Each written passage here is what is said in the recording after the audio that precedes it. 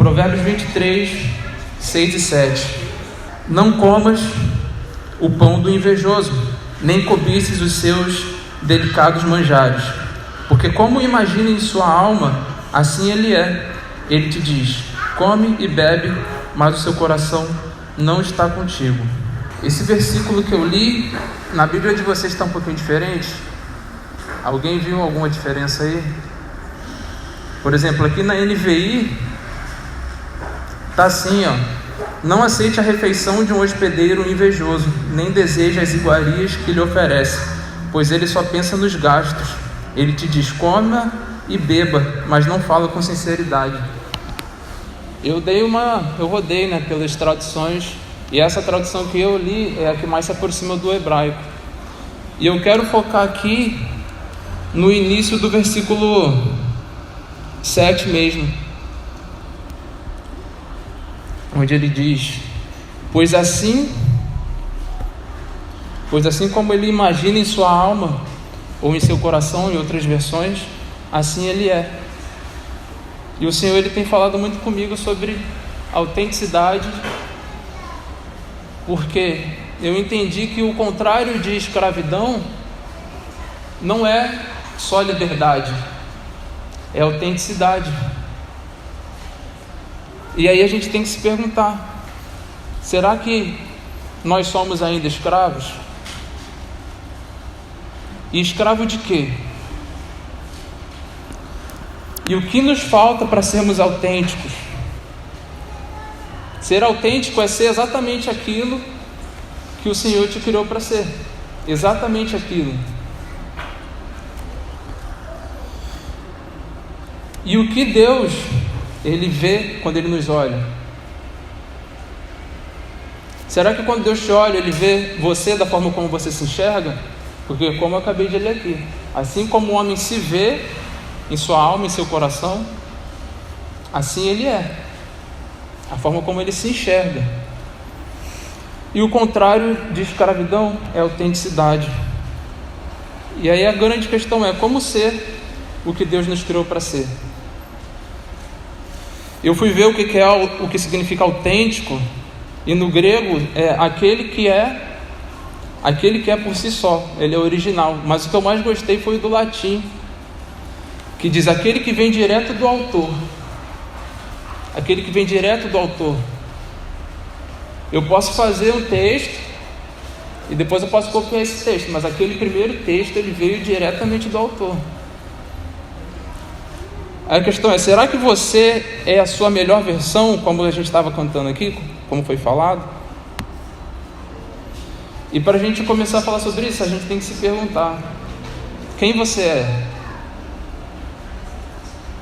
Quem você é? Como você responde quando alguém pergunta quem você é? Alguém provavelmente já te perguntou isso. Como você responde a isso? Quais são os seus critérios? O que você escolhe? Eu olho para isso para falar: eu sou isso. Normalmente nós falamos sobre o que nós fazemos ou sobre de onde nós viemos, certo? Mas isso determina quem você é? O problema é que a gente esquece de ter uma visão eterna sobre isso. Quem você é? Pensa um pouco nisso. Quem você é? E a gente tem falado sobre chamado, né, ultimamente, os dons ministeriais. Eu durante muito tempo achei que eu sou o meu chamado, né? Mas não, o seu chamado, ele é o seu propósito. A sua autenticidade está em como você vai cumprir o teu propósito. Isso vai determinar mais quem você é. A gente está careca de ver esse texto, né? Efésios 4:11. Ele designou alguns para apóstolos, outros para profetas, outros para evangelistas, outros para pastores e mestres. A gente estava até discutindo isso ali, conversando sobre isso ali na classe dos homens. Um texto um pouco antes desse aqui, está escrito que Deus deu os dons aos homens. E eu vejo assim, todo mundo tem propósito de vida. Deus não cria ninguém para ser um inútil. todo mundo tem propósito, seja crente ou seja não crente. E a questão é, por que as pessoas elas vivem uma vida sem propósito nenhum? Por que elas não correm atrás daquilo que foi designado para elas? Eu gosto de explicar isso de uma forma que todo mundo possa entender. Que nem eu vejo que o mestre é todo aquele que tem dom de ensino, seja cristão ou não. Aquele que é pastor é aquele que cuida de pessoas, sendo pastor ou não. Estou falando daquilo que a pessoa recebeu do Senhor. O propósito de vida dela é esse. Eu entendo que o profeta são pessoas que são sensíveis. Elas têm uma sensibilidade às coisas do mundo. E quando ela recebe o Senhor, ela tem uma sensibilidade maior do que a maioria para ouvir o Espírito Santo. O evangelista seria um bom comerciante. É aquela pessoa que tem a facilidade de persuadir o outro. Seria um bom vendedor, por exemplo, um bom político. E o apóstolo é uma pessoa que tem a facilidade para resolver problemas. É a pessoa que onde todo mundo vê problema, ele vê solução. Provavelmente você se encaixa em alguns desses. Se você não consegue se ver em algum desses, você ainda não está conectado com o seu propósito. Mas você tem um propósito. Claro que você tem. E o problema é, você já percebeu como a maioria dos cristãos em geral, ou até as pessoas no mundo, elas são todas muito parecidas? Parece que todo mundo segue o mesmo padrão. Mas o corpo de Cristo não é plural? Como está escrito lá em Romanos 12, o corpo é feito de vários membros, cada um com seu propósito. E por que a gente vê todo mundo meio engessado? Todo mundo fala as mesmas coisas. Você já viu os pregadores aí? Parece que é todo mundo igual. Se você está só ouvindo, você não sabe nem quem está falando. Se veste igual, fala igual, sabe? E cadê a identidade desse povo? É uma coisa que eu sempre achei estranha. Então assim, eu percebo que falta ousadia. Nós recebemos o espírito de ousadia, amém? Ousadia para pensar um pouquinho fora da caixa, para questionar aquilo que já foi estabelecido, porque nem sempre o que a religião ensina é aquilo que o Evangelho está ensinando. Mas muitas vezes até dentro da igreja a gente tem até medo de pensar nessas coisas. E se você tem medo, você ainda não é livre, porque o amor perfeito expulsa todo medo. E aí, irmãos, quem você é? Como você se define? Quem aqui é pecador? Alguém fala, eu sou pecador? Irmão, se você entende que você é um pecador, você pode ir embora. Você pode levantar e você pode ir embora. Porque em Salmos 149:1 está escrito: Assembleia dos Santos. Assembleia dos Santos, congregação dos santos. Então a igreja é um lugar para pessoas santas, que se entendem como santos. A gente na igreja, a gente ouve muito, porque você é pecador, porque você é pecador, porque você é pecador, porque você é pecador. Mas poxa, você ainda é pecador? Tudo bem, quem é novo na fé, quem ainda está no processo de conversão, ok. Não, sim, não estou falando daqui, estou falando que a gente ouve. Pecador, pecador, pecador. Isso te define? Isso te define mais do que o que Cristo fez na cruz? Lembra, assim como o homem se enxerga em sua alma, assim ele é.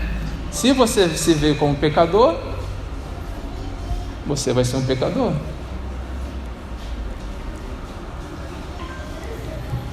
E pecador, gente, é aquele que vive em escassez. Quando o homem pecou, ele se separou de Deus. E Deus é tudo. Então, a partir do momento que o homem se separa de Deus, falta tudo para ele. E a gente ouve muito dentro da igreja: não tenho tempo, não tenho dinheiro, não tenho compromisso, não tenho ânimo. Por que está faltando tanta coisa? Quem você é?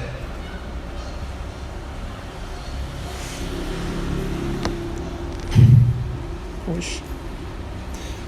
Aí a gente volta lá para o texto principal. Olha, não comas do pão do invejoso, nem cobices seus delicados manjares, porque como imagina em sua alma, assim ele é. Ele te diz: coma e beba, mas seu coração não está contigo. Ele está falando sobre uma pessoa que ela sabe como ela deveria agir, e ela age assim, mas ela não se enxerga assim. Ela fala para o outro: pode sentar e pode comer. Mas no coração dela, ela está pensando: poxa, se ele comer mais, eu vou ficar sem. E a Bíblia está falando: toma cuidado com essa pessoa. Tem outra tradução que fala: aqui está invejoso. Outra tradução fala: tem olhos maldosos. A pessoa, ela se vê com olhos maldosos. Ela se vê no seu pior estado. Ela se vê através dos olhos da escassez, porque ela ainda não entende que ela foi preenchida de Deus.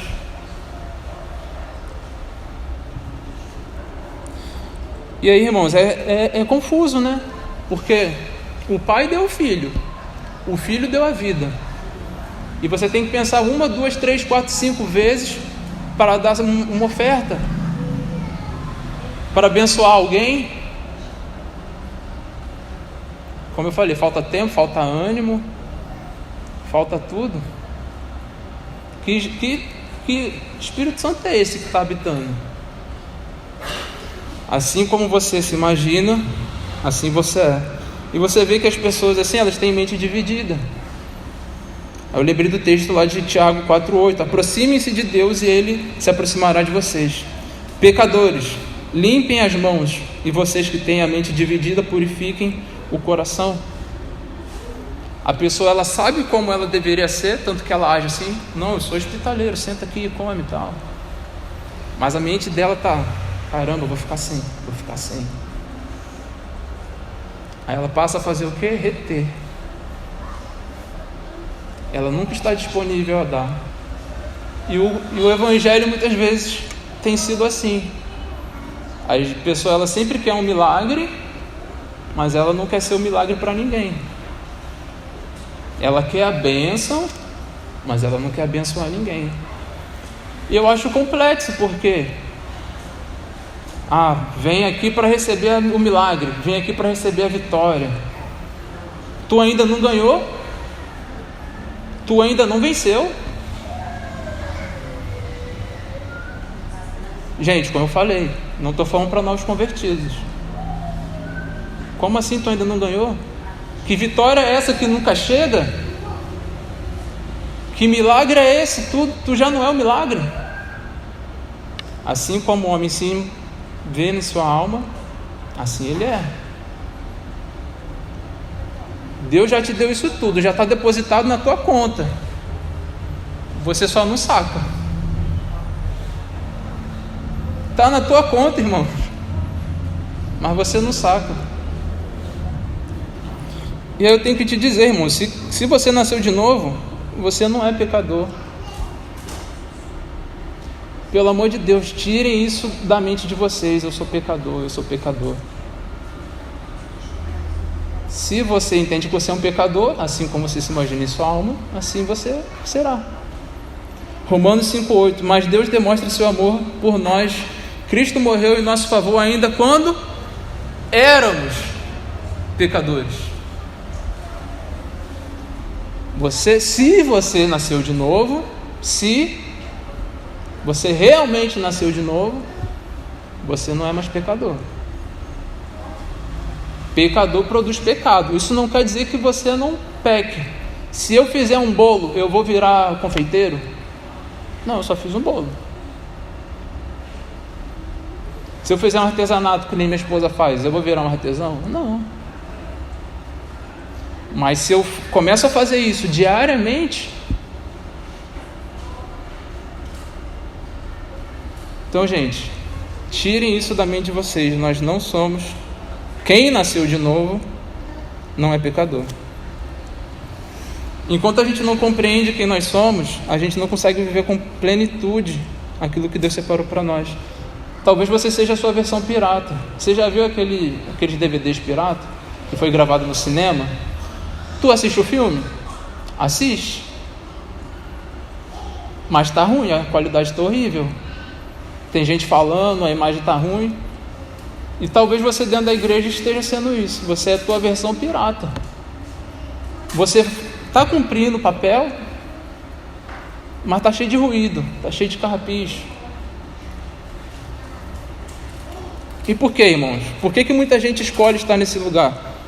Porque a autenticidade exige esforço, exige dor e custa caro. Você comprar o DVD original custa mais caro. Você ir no cinema ver o filme custa mais caro. O DVD pirata é mais barato, mas também não tem a mesma qualidade. E aí você se imagina assim, como aquele que tá bom. O pirata tá bom, tô vendo filme. Então a gente tem que se perguntar: eu sou livre? Como eu falei, o oposto de escravidão é autenticidade. João 8, 34 e 36 ao 36. Jesus respondeu: digo a verdade a vocês, todo aquele que vive pecando é escravo do pecado. O escravo não tem lugar permanente na família, mas o filho pertence a ela para sempre. Portanto, se o filho os libertar, vocês de fato serão livres. Você é livre? E liberdade, gente, é poder escolher até o que se prende. A escravidão é quando você não tem escolha. Quando éramos escravos do pecado, nós não tínhamos escolha, nós pecávamos. Mas quando você é livre, você tem o poder de escolha agora. Por exemplo, quando você casa, você escolhe estar com aquela pessoa até o fim da sua vida.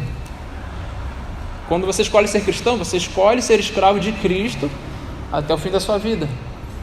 Mas, por exemplo, se você é inseguro, você não está escolhendo isso. Você é escravo desse sentimento, desse pensamento.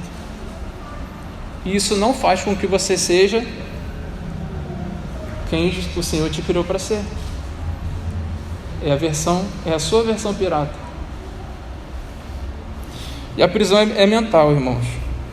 Todo mundo conhece o texto de Romanos 12. Não se amolde ao padrão desse mundo, mas transforme-se pela renovação da sua mente, para que sejam capazes de experimentar e comprovar a boa, agradável e perfeita vontade de Deus. E aí o problema, irmãos, é que a gente sai do mundo, sai dos padrões do mundo, e muitas vezes entra no padrão da religião. Irmãos, hoje eu só vou falar sobre coisas que você já sabe, mas que talvez você não viva ainda. Talvez isso ainda não tenha entrado no seu coração da forma como deveria. Você sai do mundo, é que nem o Shrek fala, os ogros são feitos de camadas, as cebolas são feitas de camadas. Você sai da camada do mundo e tu entra na camada da religião. E se você vê na Bíblia, irmãos, Jesus ele nunca teve problema com o pecador. Ele sempre teve problema com os falsos crentes. Porque a religião, ela sempre te infantiliza. Ela te aleja. Ela te faz dependente dela. Ela não te emancipa. Então você, estou livre do pecado. Mas você começa a se prender mentalmente a coisas que a religião te impõe. Você ainda vê Deus como um Senhor malvado que quer te castigar. Você não consegue acessar o Senhor como Ele deveria ser acessado. E é muito triste porque isso é cultural, é algo que a gente só repete desde a Igreja Católica. O entendimento de que para você acessar o Senhor você precisa vir na igreja, porque aqui você vai receber a bênção. O véu não se rasgou, gente.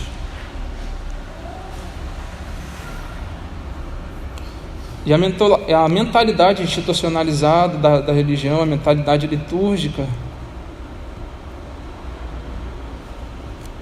ela é um câncer no meio do Evangelho, porque ela nos dá doença aos poucos, sem a gente perceber. Porque tu acha que aquilo é normal, né? A maioria de nós realmente não quer, gente. Realmente não quer. Hoje eu estou falando para aqueles que querem, mas se sentem incapazes de acessar. Para fazer alguma coisa, para ser quem você foi criado para ser e causar um impacto na sociedade. Porque o Evangelho ele se conclui no ide, não no vinde ao culto. O problema é a gente ter a mente de que você... Não, eu vou no próximo culto. Eu vou no próximo culto. E a tua vida é um monte de culto, mas tu na verdade não está cultuando nunca, porque você só está seguindo uma liturgia. E o ensino, irmãos, pode até ser bom, mas falta exemplos. Eu vejo isso principalmente nos homens. Os homens, eles se movem quando eles veem alguém fazendo. Aí eles fazem. Mas quando está na teoria, é por isso que a gente vê a igreja com tão poucos homens. Porque o homem se move por exemplo, não por teoria. E o Evangelho não se conclui, porque você tem a mentalidade de que você está em comunhão com Deus quando você vem no culto. E você nunca atinge a tua potência.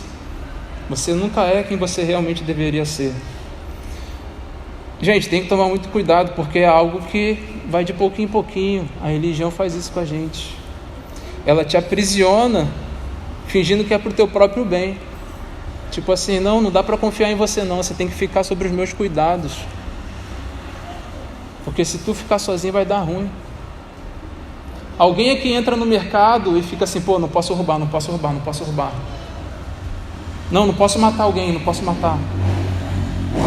Quando você nasce de novo, você não precisa mais lutar contra o pecado, você não consegue pecar. Se tu luta contra o pecado ainda, tu não está liberto. Se ainda tem alguma coisa que fala assim, poxa, se eu chegar ali vai dar ruim. Tu é um escravo, você só está na coleira. Só tem alguém te segurando assim, não vai não. Mas te soltar, tu vai? Tu é livre?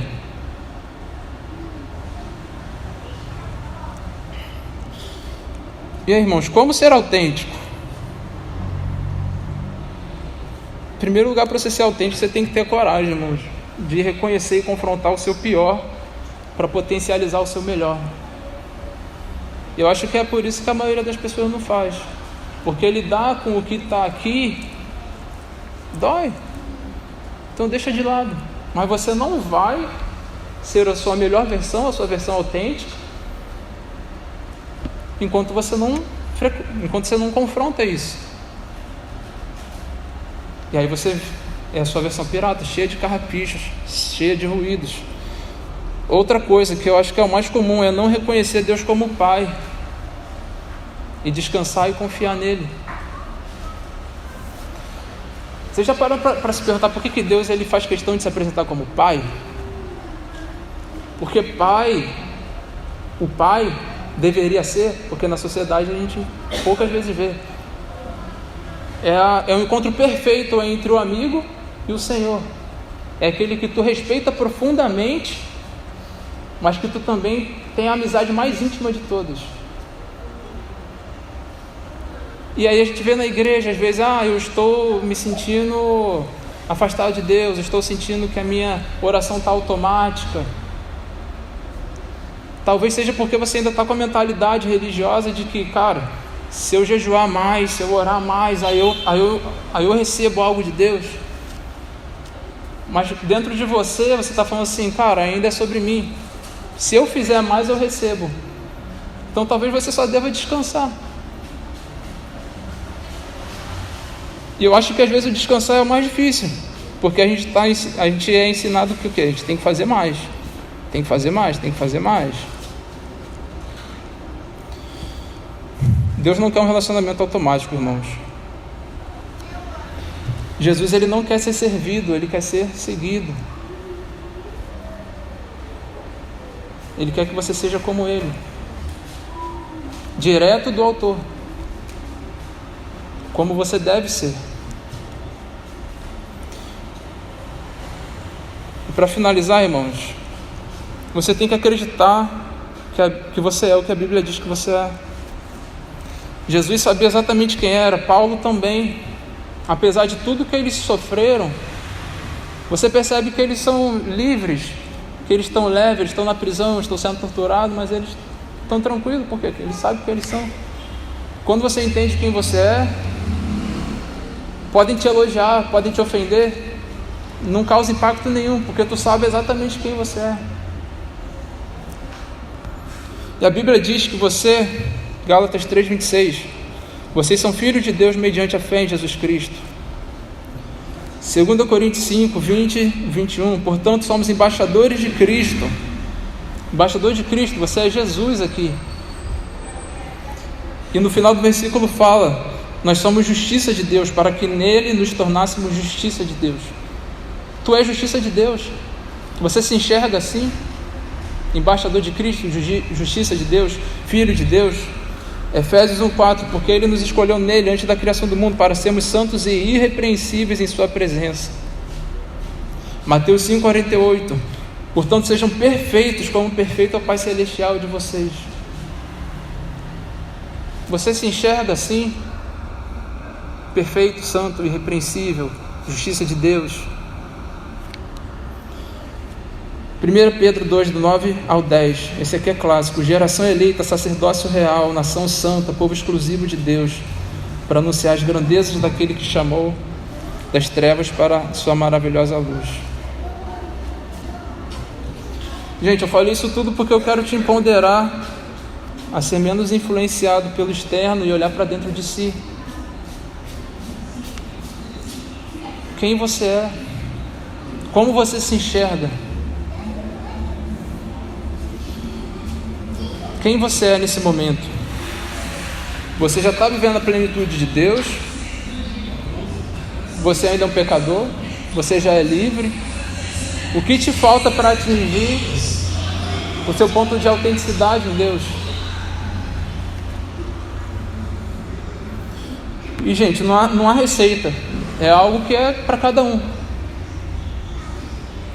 Para ser autêntico, cada um vai seguir o seu caminho, vai descobrir qual é o seu caminho.